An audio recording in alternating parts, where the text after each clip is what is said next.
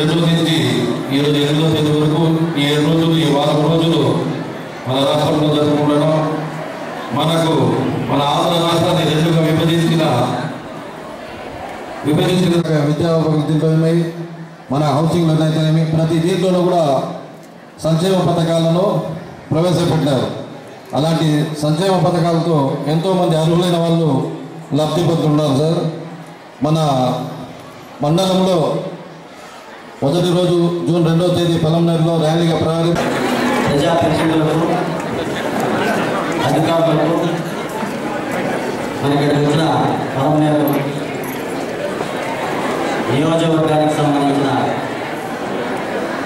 మహిళలకు ముఖ్యంగా పత్రికా మిత్రులకు అందరికీ నమస్కారం.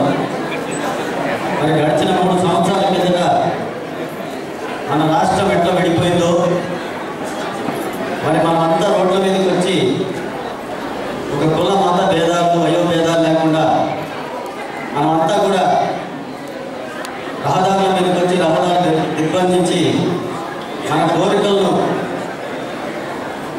మన వాదనలు వినిపించుకోకుండా జరిగిన ఈ రాష్ట్ర విభజనకు తీసి మరి మన ఉమ్మడి రాష్ట్రంలో సంబంధించిన ఆస్తులన్నింటినీ కూడా మరి వేరే వాళ్ళకి ఇచ్చి మనల్ని హైదరాబాద్ నుంచి కట్టుబట్టలతో మరి పంపించడం జరిగింది. మరి దాని సందర్భంగా మన గౌరవనీయులు ముఖ్యమంత్రి గారు మనందరినీ కూడా గత 2 సంవత్సరాల నుంచి కూడా ఈ దీక్ష నవనిర్మాణ దీక్ష చేస్తున్నాము.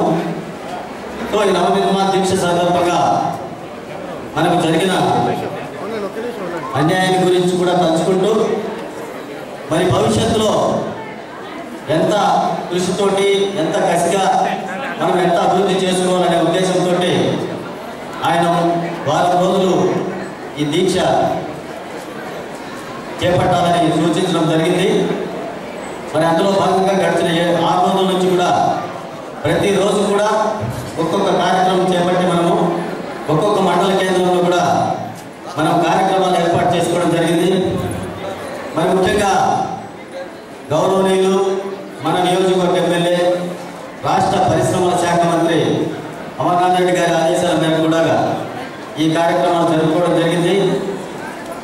మరి మంత్రివర్యులు నిన్న కూడా పెద్ద పంచాయతీ ప్రోగ్రాంలో పార్టిసిపేట్ చేయడం జరిగింది. ఆయన నెల్లూరు నియోజకవర్గం ఇన్ఛార్జ్ కాబట్టి ఈరోజు అక్కడికి వెళ్ళడం జరిగింది. కాబట్టి మీరందరూ కూడా దయచేసి ఇక్కడ ఉన్న వాళ్ళందరూ కూడా ప్రజాప్రతినిధులందరూ కూడా మీకు కొన్ని విషయాలు మన రాష్ట్ర అభివృద్ధి గురించి వివరించడం జరుగుతుంది. అవన్నీ కూడా శ్రద్ధతో వినాల్సిందిగా కోరుతున్నాను. మన నియోజకవర్గానికి సంబంధించి పొలంనేరు నియోజకవర్గానికి సంబంధించి మనం ఏమేమి కార్యక్రమాలు చేపట్టబోతున్నాము, ఏమేమి దీక్ష చేపడుతున్నాము అనేది కూడా మనం ప్రతిజ్ఞ చేసిన తర్వాత గౌరవనీయులు ముఖ్యమంత్రి గారి సందేశం ఉంటుంది. దాదాపు 5:15 నుంచి 6:15 వరకు గంట సేపు గౌరవనీయులు ముఖ్యమంత్రి గారి సందేశం ఉంటుంది. అలాగే పూర్తిగా ఇల్లు లేని వాళ్ళకి కూడా ఇల్లు కట్టించడానికి కూడా అర్జీలు స్వీకరిస్తున్నాం. ఇంకా ఏమైనా మిగిలితే కూడా ఆవాస కలుగుతున్న వాళ్ళకి మీరు అర్జీస్తే తప్పకుండా ప్రశ్నించి అర్హులైన వాళ్ళకందరికీ కూడా మా యొక్క మంత్రివర్గం తరఫున మీ అందరికీ కూడా ఇల్లు కూడా పంపిణీ చేసే కార్యక్రమం చేపడతామని చెప్పి తెలుపుకుంటూ ఈ యొక్క 13 జిల్లాల సమగ్ర అభివృద్ధికి ఈరోజు నేను మహాసంకల్పాన్ని చేస్తున్నాను. ఈ ఏడాది 15% ఆర్థిక వృద్ధి సాధించాలని ప్రభుత్వ జయానికి సహకరించి తలసరి ఆదాయం 1,47,000 రూపాయలు నిదర్శనంగా భావిస్తున్నాను. అనే స్ఫూర్తితో వ్యవసాయ కుటుంబాల ఆదాయం ప్రతి 5 సంవత్సరాలకు 2 మత్స్య పాడి కోళ్ల రొయ్యల పరిశ్రమల అభివృద్ధికి పాటుపడతానని చేపట్టి రాయలసీమ ఉత్తరాంధ్ర నుంచి కరువును తరిమికొట్టి పేదరికంపై గెలుపు సాధిస్తానని మహాసంకల్పం చేస్తున్నాను.